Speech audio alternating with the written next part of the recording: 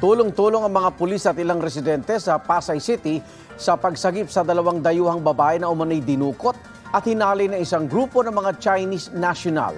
Ang mga biktima nag-apply raw bilang POGO workers pero iba ang kinahantungan. Darito unang balita ni Nico Wahe.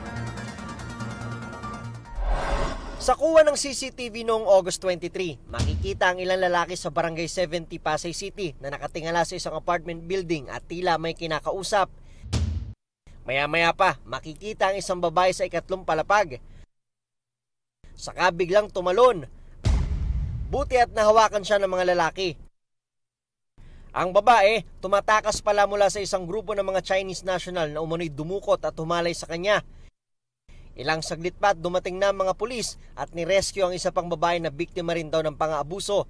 Cambodian at Vietnamese national ang mga babae. Sa mga litratong ito, kita pa ang mga paso sa katawan ng isa sa mga babae.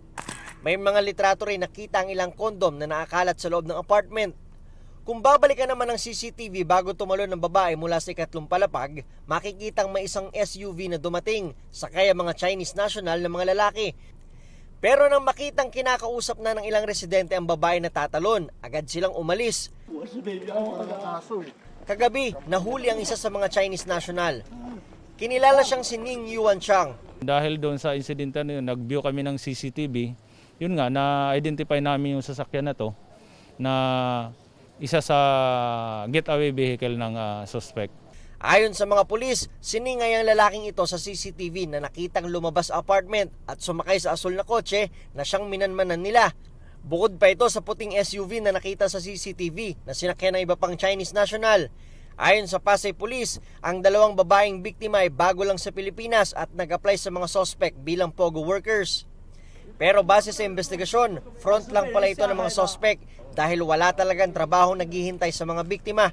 Meron siyang mga kasama na nasa 6 to 8 persons silang nag-rape doon sa biktima.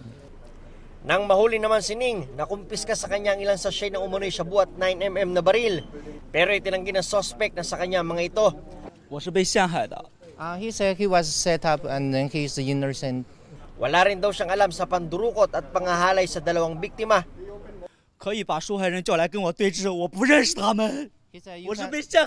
He said you can call the victim so that he can talk to them. They can do the cross-examination so can prove him is innocent. Kung mapapatunayan, maharap sa kasong abduction, rape, illegal possession of firearms at paglabag sa Dangerous Drugs Act si Ning. Patuloy namang pinaghahanap ang iba pa niyang kasamahan. Yan ang unang balita sa Pasay City. Nico Wahe, buong puso para sa Pilipino.